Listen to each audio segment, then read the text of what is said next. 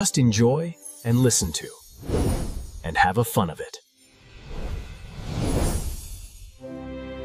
안녕하세요. Just Have Fun 스토리 라디오 스테이션입니다. 저는 덱스터입니다. 안녕하세요. 클레어입니다. 네, 반갑습니다. 본격적인 이야기 시작하기 전에요, 청취자 여러분. 구독, 좋아요, 알람 설정. 네, 꼭 좀 부탁드릴게요. 이게 저희한테는 진짜 큰 힘이 되거든요. 팍팍 좀 눌러주세요. 맞아요. 여러분의 그 클릭 한 번이 저희 에너지 드링크입니다. 꼭꼭 부탁드려요. 좋습니다. 자, 오늘 저희가 한번 제대로 파헤쳐볼 주제는 바로 HBM입니다. 와, 이거 요즘 정말 어딜 가나 HBM이죠. 뉴스만 틀면 나오고 주변에서도 다들 얘기하고요. 정말 그렇죠? 특히 바로 어제였나요? 엔비디아 CEO 젠슨 황 회장이 한국에 와서 또 국내 기업인들 만났다는 소식 딱 나오면서 더 화제가 됐어요. 아니 HBM이 뭐길래 이렇게 난린가? 그 AI 시대 핵심 기술이라는데 뭐가 다른 건가 궁금해하시는 분들 진짜 많으실 것 같아요. 네, 그래서 저희 스토리 라디오 스테이션이 나섰습니다. 이게 좀 어렵고 복잡하게 느껴질 수 있잖아요. 이 HBM 기술을요, 저희가 청취자 여러분 눈높이에 딱 맞춰서 아주 쉽고 재미있게 핵심만 쏙쏙 뽑아서 설명해 드릴게요. 오늘 딱 들으시면 아하, HBM이 바로 그거였구나 하실 겁니다. 자, 그럼 HBM의 세계로 본격적으로 한번 떠나볼까요? 자, HBM, 풀네임은 고대역폭 메모리, 하이 밴드위스 메모리. 이름부터 뭔가 포스가 느껴지죠? 고대역폭. 네, 뭔가 있어 보여요. 그런 시대적 요구에 맞춰서 탄생한 차세대 메모리 반도체 기술이에요. 특히 인공지능 AI나 고성능 컴퓨터 HPC처럼 데이터를 어마어마하게 먹고 또 처리해야 하는 분야에서는 이제 없어서는 안 될 필수 부품이 된 거죠. 우리가 보통 쓰는 컴퓨터나 스마트폰에 들어가는 D램 같은 메모리랑은 그럼 뭐가 다른 건가요? 핵심적인 차이가 있을 것 같은데요. 네, 가장 큰 차이점은 바로 구조에 있어요. 구조. 기존 메모리는 뭐랄까 단독주택처럼 칩들을 넓은 땅, 그러니까 기판 위에 쭉 펼쳐놓는 방식이었어요. 책상 위에 책을 이렇게 한 권 한 권 늘어놓는 거 생각하시면 딱 맞아요. 아, 책상 위에 책 늘어놓듯이. 그럼 좀 비효율적이겠네요? 맞아요. 공간도 많이 차지하고 또 필요한 책, 즉 데이터를 찾아서 가져오는 데 시간이 좀 걸리겠죠. 근데 HBM은 완전히 달라요. D램 칩, 그러니까 다이라고 부르는 것을 아파트처럼 수직으로 차곡차곡 쌓아 올립니다. 아파트요? 차곡차곡. 네, 이걸 기술 용어로는 3D 적층이라고 불러요. 3차원으로 쌓는 거죠. 오호, 아파트를 짓는 거군요. 그럼 그렇게 쌓으면 뭐가 좋은 건데요? 일단 같은 면적에 훨씬 많은 칩을 쌓을 수 있으니까 메모리 용량이 획기적으로 커지겠죠. 네네, 공간 활용이 좋겠네요. 그리고 결정적으로 데이터가 이동하는 통로, 그러니까 도로의 폭, 대역폭이라고 하는데 이게 엄청나게 넓어지고요. 이동거리도 확 짧아져서 속도가 비교할 수 없을 만큼 빨라지는 거예요. 이야, 비유하자면 좁은 2차선 국도가 갑자기 왕복 16차선 고속도로로 뻥 뚫리는 그런 느낌이겠네요. 와, 속 시원하겠다. 그렇죠. 바로 그거예요. 특히 요즘 챗 GPT 같은 생성형 AI는 학습하고 또 추론하는데 정말 어마어마한 양의 데이터를 쓰잖아요. 네, 엄청 먹는다고 하더라고요. 이때 HBM이 AI의 두뇌 역할을 하는 칩, GPU 옆에 딱 붙어서요. 필요한 데이터를 초고속으로 그냥 팍팍 공급해 주는 거예요. HBM이 없으면 아무리 똑똑한 AI 칩이라도 제 성능을 못 내요. 데이터를 기다리느라 시간을 허비하는 거죠. 아, 배 고타서 일을 못하는 거네요. 맞아요. 데이터 병목 현상 때문에 AI 발전 속도가 더뎌질 수밖에 없는 거죠. 그러니까 HBM이 AI 성능을 최대로 끌어올리는 핵심 조력자, 영어로는 이네이블러라고 하죠. 그런 역할을 하는 셈입니다. 와, 들어보니까 AI 시대에 진짜 숨겨진 영웅 같은 느낌인데요. 근데 그 아파트 구조가 어떻게 그렇게 빠른 속도를 가능하게 하는 건지 조금 더 구체적으로 알고 싶어요. 뭔가 특별한 기술이 숨어 있겠죠? 당연하죠. HBM의 그 초고속 비밀에는 크게 두 가지 핵심 기술이 있습니다. 첫 번째는 TSV, 두 번째는 인터포죠. 이 두 가지만 딱 기억하시면 HBM 원리 거의 다 이해하신 거예요. TSB랑 인터포저. 이름이 좀 어려운데요. 쉽게 설명 좀 해주세요. 네, 풀어보면 별거 아니에요. 첫째, TSV는 Through Silicon Via의 약자인데요. 우리말로는 실리콘 관통 전극, 좀 딱딱하죠? 네, 더 어렵네요. 더 쉽게 말하면 수직으로 쌓인 아파트, 즉 D램 칩의 각 층을 수직으로 꿰뚫는 데이터 전용 초고속 엘리베이터라고 생각하시면 돼요. 엘리베이터요? 네, 눈에 보이지 않을 정도로 아주 미세한 구멍, 비아라고 하는데 이걸 수천 개를 칩에 뽕똥 뚫어요. 그리고 그 구멍을 통해서 데이터가 최단 거리로 그냥 슝슝 오르내리는 거죠. 위아래로. 와, 엘리베이터가 수천 대나 있는 빌딩이라니. 예전 방식이 만약에 1층에서 10층까지 그냥 계단으로 걸어 다니는 거였다면 이건 뭐 각 층마다 엘리베이터가 수백 대씩 쌩쌩 움직이는 거네요. 와, 이러니 데이터가 막힐 틈이 없겠어요. 속도가 안 빠를 수가 없겠는데요. 정확해요. 바로 그겁니다. 데이터 정체 현상이 확 사라지고 속도가 혁신적으로 빨라지는 핵심 비결이죠. 자, 그리고 두 번째 핵심 기술은 인터포저예요. 인터포저, 이건 뭔가요? 이건 HBM이라는 그 아파트 단지, 즉 칩 스택하고 실제 연산을 수행하는 두뇌, GPU 같은 프로세서를 연결해주는 스마트 연결판 같은 거예요. 그냥 연결판이 아니라 스마트하다고요. 어떤 기능을 하길래요? 하는 일이 아주 많아요. 우선 HBM 칩 덩어리랑 AI 칩을 물리적으로 아주 가깝게 딱 붙여줘서 데이터 이동 거리를 최소화해요. 속도 향상에 도움이 되겠죠? 네, 가깝게. 또 칩들이 열심히 일하면 열이 엄청나게 나거든요. 이 열을 식혀주는 방열판 역할도 하고요. 아, 열 식혀주는 거 중요하죠? 그리고 심지어 초고속으로 데이터가 막 오갈 때 신호가 서로 간섭하거나 엉키지 않도록 깔끔하게 교통정리 역할까지 해줘요. 이게 보통 실리콘이나 유리 같은 소재로 만드는데 정말 다재다능한 부품이죠. 들어보니까 TSV라는 초고속 엘리베이터와 인터포저라는 스마트 연결판, 이 둘의 환상적인 콤비가 HBM의 엄청난 성능을 만들어내는 거군요. 네, 맞습니다. 그럼 이게 기존 메모리, 예를 들어 PC나 서버에 많이 쓰는 DDR 메모리, 아니면 그래픽카드에 주로 들어가는 GDDR 메모리보다 얼마나 더 좋은 건가요? 숫자로 딱 비교해 주시면 확 와닿을 것 같은데요? 얼마나 좋냐고요?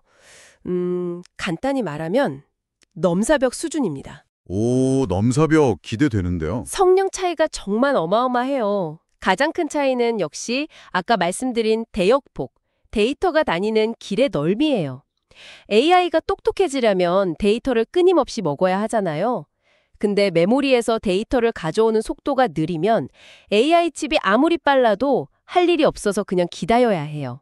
멍 때리는 거죠. 아, 일 시키려고 하는데 재료가 안 오는 거네요? 그렇죠. 이걸 데이터 기하 상태라고 부르는데 HBM은 이 데이터 고속도로를 엄청나게 넓혀서 AI를 아주 배부르게 든든하게 해주는 거죠. 밥 잘 먹어야 일도 잘하죠, 암요? 그렇죠.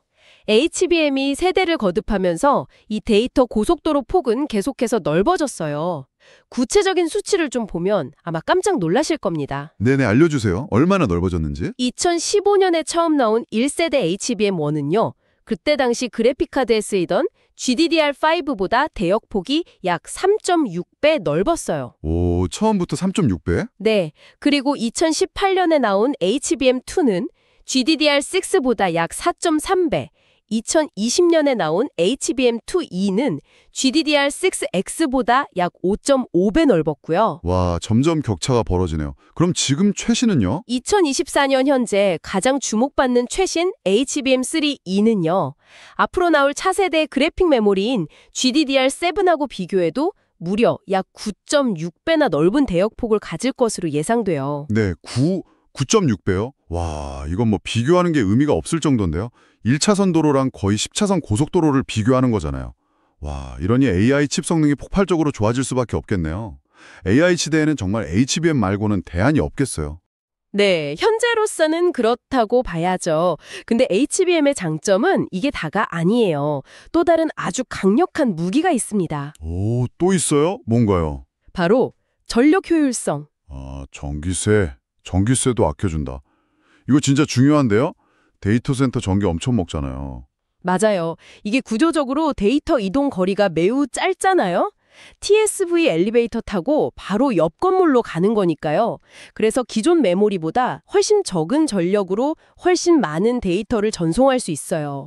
전기를 엄청나게 잡아먹는 데이터 센터 입장에서는 HBM을 쓰면 성능도 높이고 운영비용, TCO라고 하죠. 충소유 비용까지 절감할 수 있으니 뭐 그야말로 일석이조인 셈이죠. 이야, 성능 좋지, 전기 덜 먹지.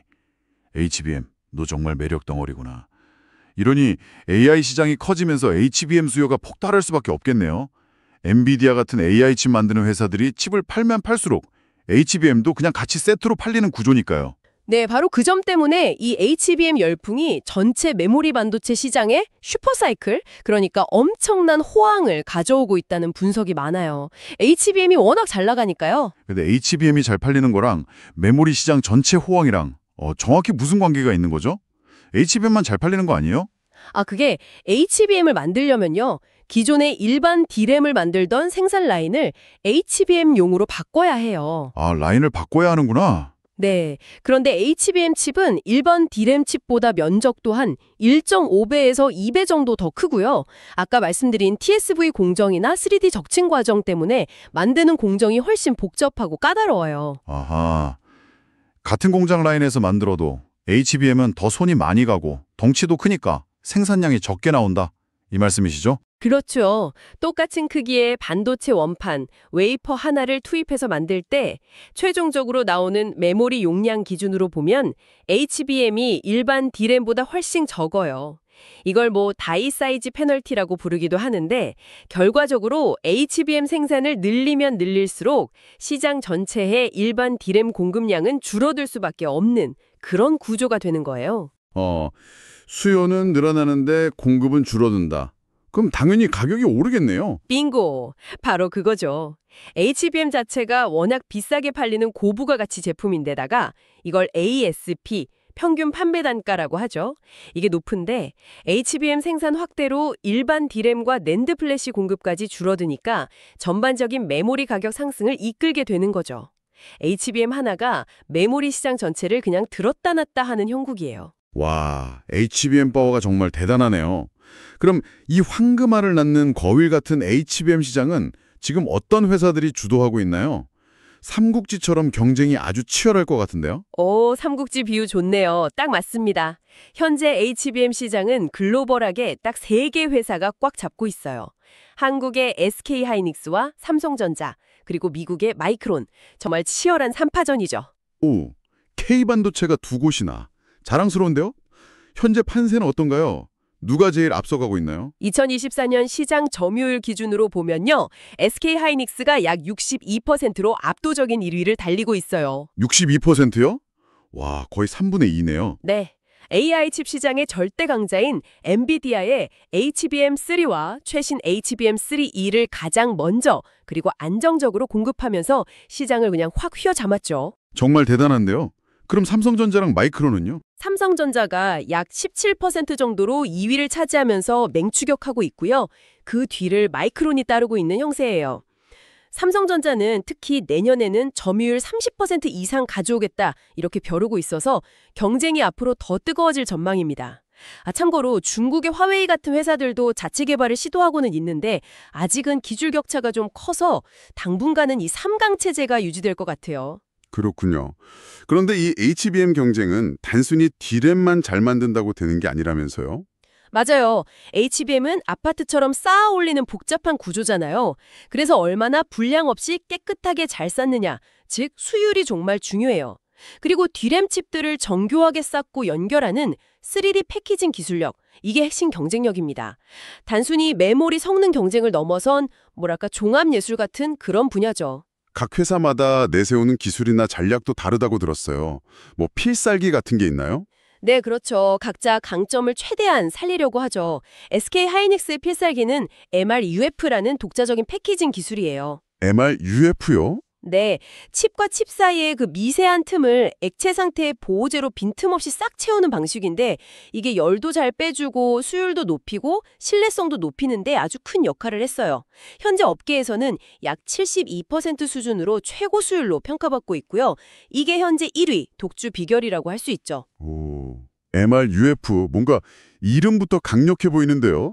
그럼 삼성전자의 필살기는 뭔가요? 삼성전자는 종합 반도체 기업답게 파운드리, 그러니까 반도체 위탁 생산 능력까지 동원하는 전략이에요. 최첨단 디램 칩과 함께 자체 4나노 초미세 공정으로 만든 아주 똑똑한 제어칩 로직 다이라고 하는데 이걸 HBM 맨 아래층에 딱 붙여서 성능과 효율을 극대화하겠다는 거죠. 특히 차세대 HBM4에서 성능으로 승부를 보겠다는 의지가 강해요. 다만 워낙 최첨단 기술을 쓰다 보니까 아직은 수율, 현재 한 60% 수준으로 평가되는데 이걸 더 끌어올려야 하는 과제가 좀 남아있어요. 마이크로는 좀 어떻고요? 마이크로는 자체 디램 공정으로 로직칩까지 만들려고 하는데 이게 초고속 성능을 내는 데는 삼성이나 하이닉스 방식보다는 조금 불리할 수 있다는 그런 분석이 좀 있고요. 투자 속도도 경쟁사들보다 약간 뒤처진다는 평가도 나오고 있어요. 이야, 정말 회사마다 전략이 다 다르네요. HBM이 워낙 비싸고 중요한 제품이다 보니까 회사 실적에도 직접적인 영향을 주겠어요. 다들 HBM 생산 늘리려고 엄청 투자한다면서요? 네, 맞습니다. HBM 매출 비중이 커지면서 회사 전체 실적을 좌우할 정도예요.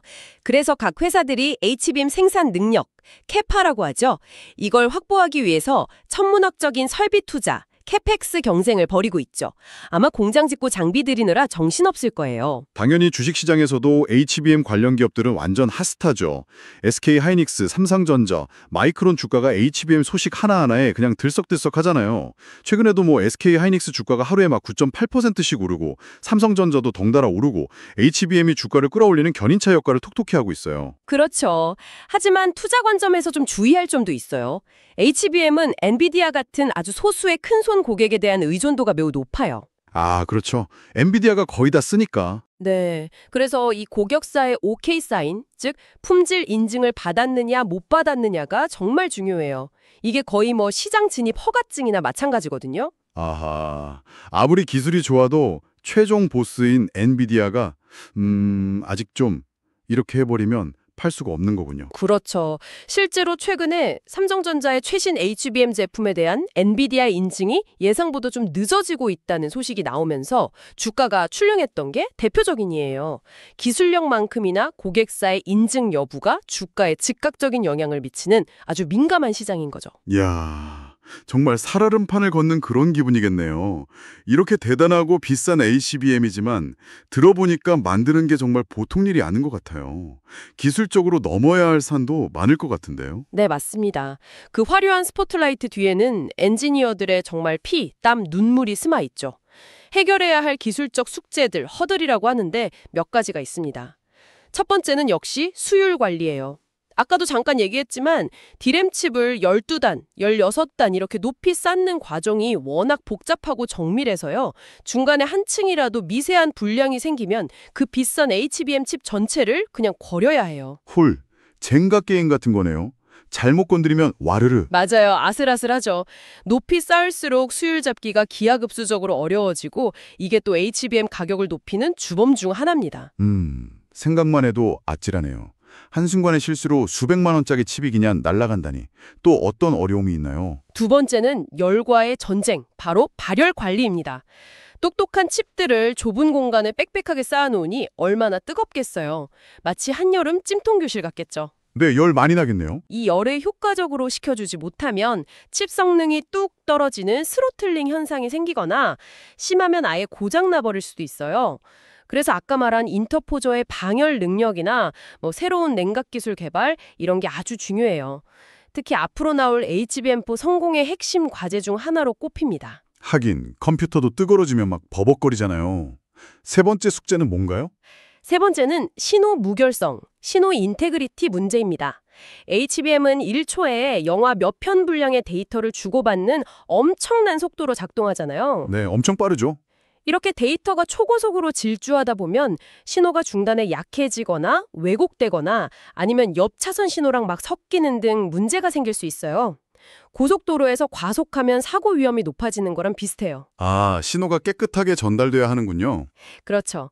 그래서 데이터를 빠르고 정확하게 전달하기 위해서 칩과 칩 사이, 또 칩과 인터포저 사이의 연결, 아까 말한 TSB나 본딩 같은 것들을 아주 정밀하게 설계해서 신호 품질을 깨끗하게 유지해야 합니다. 결국 이 패키징 기술이 수열뿐만 아니라 이 신호 품질까지 책임지는 아주 복합적인 기술인 셈이죠. 수율, 발열, 신호. 정말 쉬운 게 하나도 없네요. 하지만 이런 어려움 속에서도 HBM 기술은 계속 진화하고 있죠. 현재 HBM3E를 넘어서 다음 세대인 HBM4 시대로 가고 있다면서요. 네, 기술의 발전은 멈추지 않죠. 엔지니어들이 정말 밤낮 없이 연구하고 있습니다. HBM4는 지금보다 훨씬 더 강력한 성능과 효율성을 목표로 개발 중이에요. 몇 가지 핵심적인 변화를 좀 짚어드릴게요. 네, HBM4는 얼마나 더 좋아지는 건가요? 거의 뭐 괴물이 되는 건가요? 우선 데이터가 다니는 길, I/O라고 하는 입출력 통로 개수가 기존 1024개에서 2048개로 딱 2배 늘어납니다. 2배요? 와. 네, 도로가 그냥 2배로 넓어지는 거예요. 이것만으로도 AI 서비스 성능이 최대 69%까지 향상될 수 있다는 그런 분석이 나와요. 와, 2048개 숫자만 들어도 어마어마하네요. 속도 역시 현재 주로 이야기되는 8GBps를 넘어서 10GBps 이상을 목표로 하고요. 전력 효율도 지금보다 40% 이상 개선하는 것을 목표로 하고 있어요. 더 빠르고 더 힘세고 그러면서도 밥은 덜 먹는 아주 착한 일꾼이 되는 거죠. 아니, 그게 가능한가요? 뭔가 또 비장의 무기가 있나 보네요. 네, 아주 중요한 변화가 있어요. HBM 아파트의 기초공사라고 할 수 있는 맨 아래층에 들어가는 제어 담당 칩, 이걸 로직 다이 또는 베이스 다이라고 부르는데 이걸 만들 때 삼성의 4나노 공정 같은 초미세 반도체 생산, 즉 파운드리 공정을 활용한다는 점이에요. 아, 맨 밑에 까는 칩을 더 좋게 만든다. 네. 이 똑똑해진 로직 다이가 2048개나 되는 그 넓은 데이터 도로를 아주 효과적으로 관리하고 전력 소모도 최적화해서 HBM 전체의 성능과 효율을 한 단계 더 끌어올리는 거죠. 이제 HBM 경쟁은 단순히 메모리 기술 경쟁이 아니라 메모리, 파운드리, 패키징 기술력이 모두 결합된 종합 기술 올림픽이 되는 셈입니다. 와, 진짜 기술의 끝판왕 경쟁이네요. 그럼 이 HBM4 올림픽은 앞으로 어떻게 전개될까요? 특히 그 AI 황제, 엔비디아의 차세대 칩, 루빈에 누가 먼저 HBM4 금메달을 안겨줄 것인가? 이게 최대 관심사겠네요. 맞습니다. 그 결과에 따라서 시장 판도가 또 한번 크게 바뀔 수 있죠. 각 회사의 움직임을 보면 SK 하이닉스는 최근에 HBM4 개발 완료했고 세계 최초로 양산 준비 끝냈다고 발표했어요. 오, 벌써요? 네, 자신들의 강점인 MRMUF 패티징 기술의 안정적인 수율, 아까 72% 수준이라고 했죠.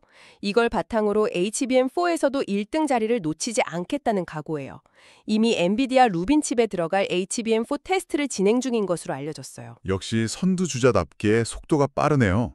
삼성전자는 어떻게 대응하고 있나요? 삼성전자는 앞서 말씀드린 그 최첨단 4나노 파운드리 공정으로 만든 똑똑한 로직 다이를 무기로 성능에서 앞서 나가겠다는 전략이에요. 엔비디아 루빈 칩 출시가 예상되는 내년 하반기에 맞춰서 HBM4 양산을 시작한다는 목표입니다.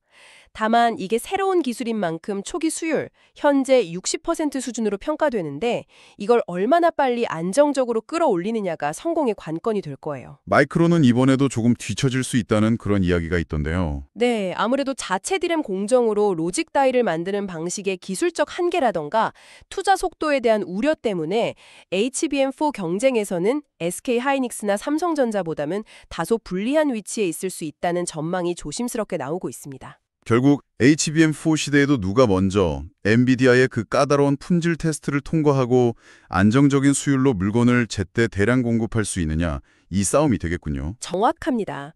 최고의 기술력은 기본이고요. 흠잡을 데 없는 생산 능력, 그리고 고객과의 끈끈한 신뢰관계까지 이 3박자가 모두 맞아야 승리할 수 있는 그런 경쟁이죠. 자, 오늘 HBM에 대해서 정말 A부터 Z까지 깊이 있게 한번 파헤쳐 봤는데요. 이제 슬슬 마무리할 시간이 된 것 같습니다. 오늘 나눈 이야기들을 한번 싹 정리해 볼까요? 네, 좋습니다.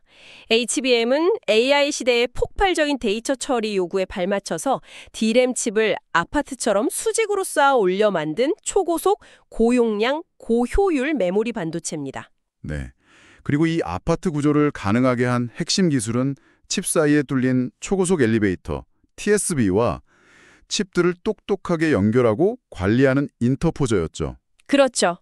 덕분에 기존 메모리보다 데이터 처리 속도, 즉 대역폭이 최대 9.6배나 빠르고 전기도 훨씬 덜 먹는다는 아주 강력한 장점을 가지고 있습니다. AI 성능을 끌어올리는데 없어서는 안 될 핵심 부품이고요. 이 HBM 수요가 폭증하면서 메모리 반도체 시장 전체의 호황, 슈퍼사이클을 이끌고 있고 현재 시장은 SK 하이닉스, 삼성전자, 마이크론 3사가 정말 치열한 기술 경쟁과 점유율 싸움을 벌이고 있습니다. 특히 불량호수유 잘 만드는 수율과 정교한 패키징 기술이 경쟁의 핵심이죠. 물론 수율 관리, 발열 제어, 신호 간섭 문제 같은 해결해야 할 기술적 과제도 많지만 데이터 통로를 2배로 늘리고 최첨단 로직 공정까지 도입하는 HBM4 시대로 진화하면서 기술 경쟁은 더욱 뜨거워지고 있습니다. 그리고 이 치열한 경쟁의 승패는 결국 누가 먼저 안정적인 대량 생산 능력을 갖추고 엔비디아와 같은 핵심 고객사의 까다로운 품질 인증을 받아내느냐에 달려있다. 이렇게 정리할 수 있겠습니다. 네. 오늘 HBM 이야기를 쭉 나눠보니까요. 이제 반도체 기술은 단순히 칩을 더 작게 만드는 경쟁을 넘어서서 서로 다른 종류의 칩들을 얼마나 효율적으로 쌓고, 입고, 포장하는지, 즉 이종 집적 기술이 정말 중요해진 시대라는 생각이 들어요. 여기서 청취자 여러분께 마지막으로 질문 하나 던져볼까 합니다. 오, 질문이요? 네, AI가 앞으로 점점 더 똑똑해지고 더 많은 능력을 갖추려면 메모리 외에 컴퓨터 시스템의 또 어떤 부분에서 HBM 같은 이런 3차원적인 혁신, 즉 쌓아 올리는 방식의 혁신이 필요하게 될까요? 우리가 미처 생각하지 못한 또 다른 성능 병목 지점은 어디일지 한번 상상해 보시는 것도 재미있을 것 같습니다. 와, 정말 흥미로운 질문인데요. HBM 다음 타자는 누가 될지 저도 궁금해지네요. 자, 오늘 저희가 준비한 HBM 이야기는 여기까지입니다. 청취자 여러분, 유익하고 즐거운 시간 되셨나요? 네, 저희는 다음번에도 이렇게 뜨겁고 흥미로운 주제를 가지고 돌아오겠습니다. 끝으로 다시 한번 여러분의 클릭이 저희에겐 비타민입니다. 구독, 좋아요, 알람 설정 꼭 부탁드릴게요. 다음 주에 더 재미있는 이야기로 찾아뵙겠습니다. Just have fun.